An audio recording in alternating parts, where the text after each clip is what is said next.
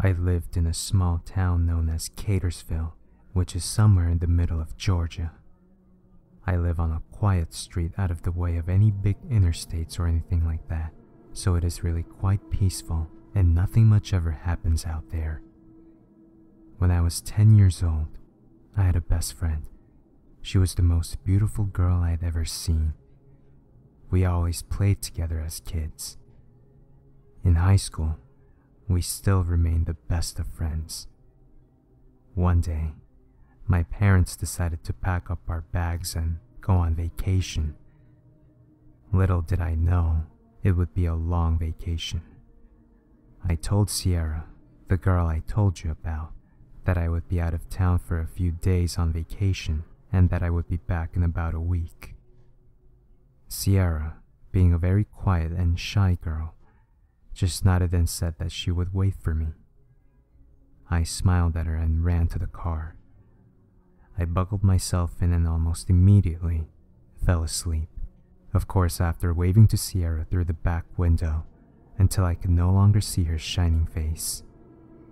She was so beautiful, I was not sure I would survive not being able to see her, even for a week. On the way to our destination, I can't really remember where we were going. We stopped at a gas station to fill up the tank and ask for directions, just to make sure we were going in the right direction. I looked at the old ratty gas station and at all of the out-of-date candies and such. I had money with me, and I was really hungry, but nothing looked very appetizing with about an inch of dust covering everything. Then, I heard someone walk up behind me. I assumed someone wanted to pass me and make their way down to their coolers and buy a drink, so I backed up and turned to apologize for being in the way. I couldn't believe it. It was Sierra. She held out a perfectly healthy-looking apple and put it in my pocket. I was shaking. I was not sure why. I was just standing there, rocking back and forth, as if someone was pushing me, trying to wake me up. I opened my eyes. I had been asleep the entire time in the back seat of the car. My mom was shaking me, trying to wake me up. "You've been asleep for hours, Lenny. You know, part of this vacation is looking at the scenery." I nodded and stared out the window, wondering why the dream felt so real. I asked if we had stopped at a gas station, but apparently that happened hours ago. My mother asked me if I was feeling okay. I told her I was a little hungry. I stuck my hand in my pocket and felt something soft and round in my pocket.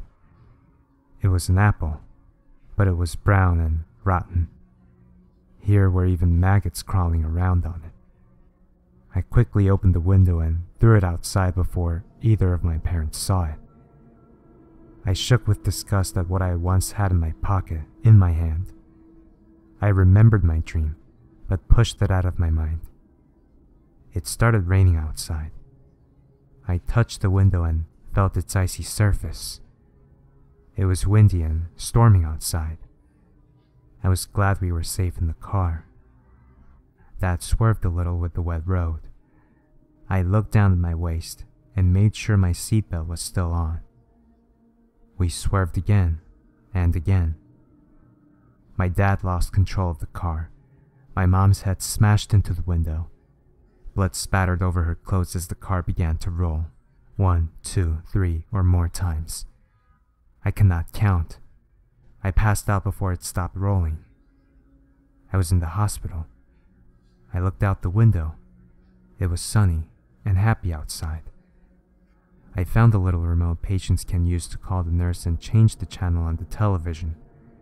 My vision was blurry, so I pressed only what I could assume the call nurse button. Not too long afterwards, a very pretty young nurse came running into the room. "Oh good, you're awake. You've been in a coma for weeks." I sat up straight. "What about my parents? Where are they? Are they okay?"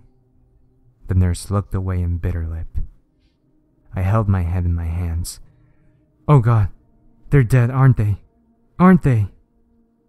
The pretty nurse gave me a pitiful look and nodded sadly. I cried. I must have cried for hours and hours, because night soon fell.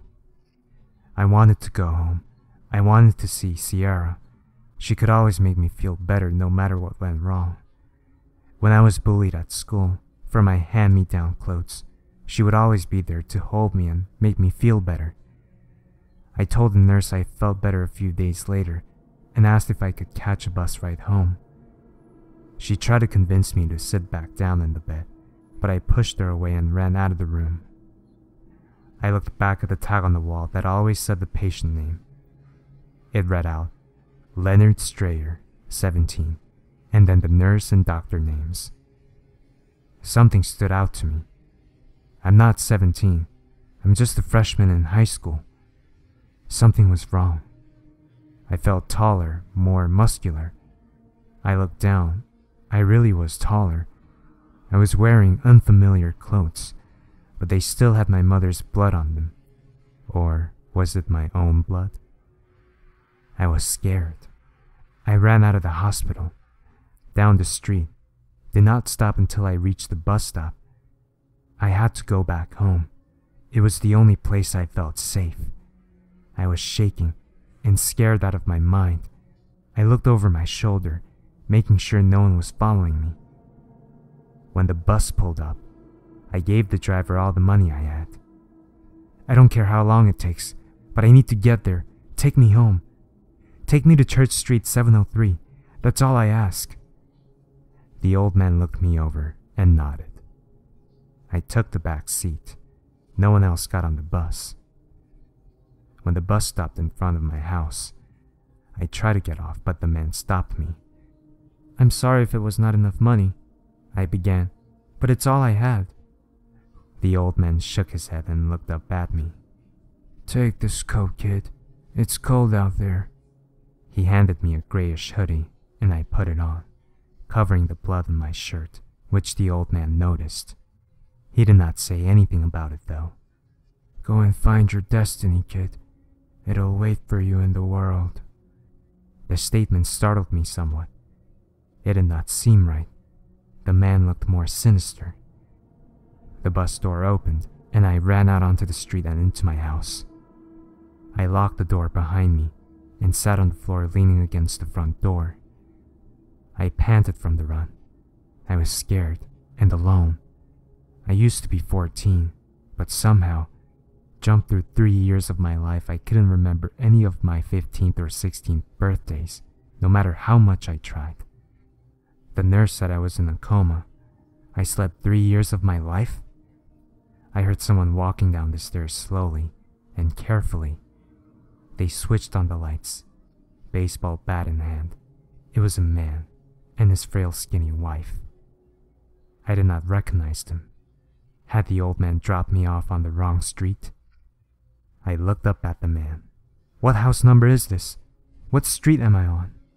The man lowered the bat in his hand, a scared look on his face.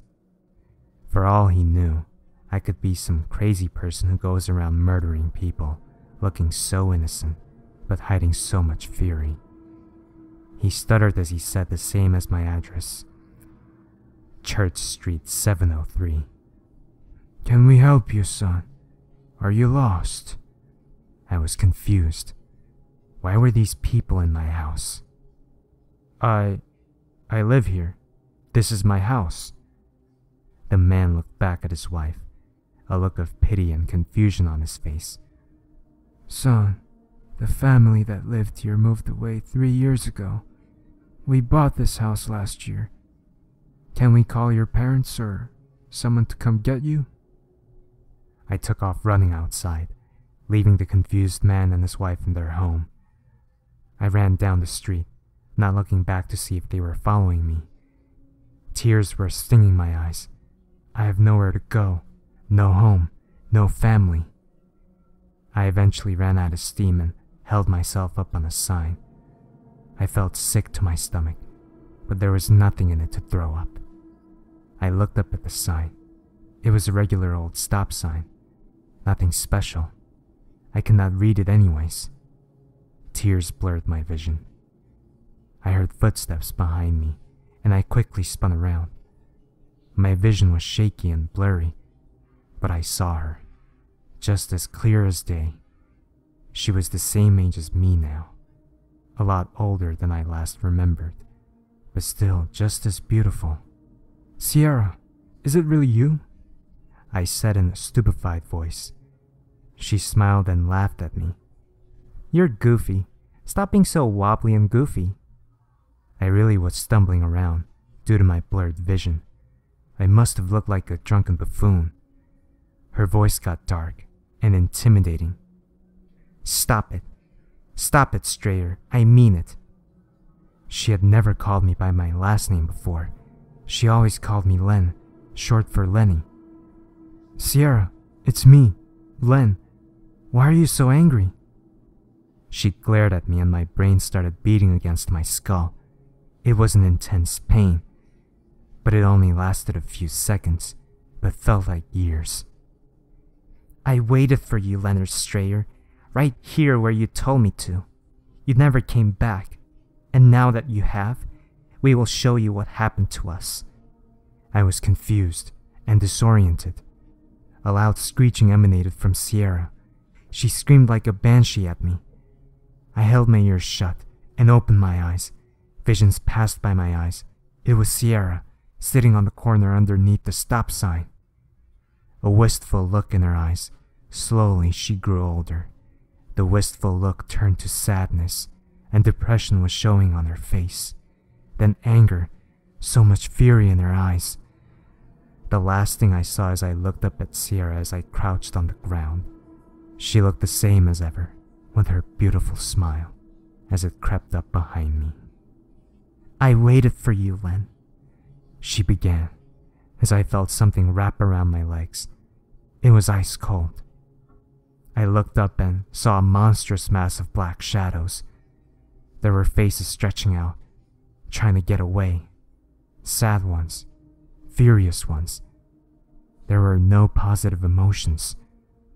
I shut my eyes tightly and heard Sierra walk towards me. My body lifted up off the ground. I was upside down. I felt an icy hand lift my chin, and I opened my eyes to meet hers. "I waited here for you, for years and years.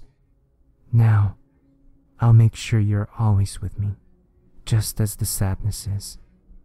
I opened my mouth to scream as I was pulled closer to the thing behind me. I felt its cold mass crowd and surround me, swallowing me slowly. I felt the crushing sadness as I watched the blackness fold over my face and consume my entire being. I could see nothing but darkness. I felt sorry for what I did to Sierra. Then it washed away in an instant. I looked down at my body. It was all turning into the inky blackness.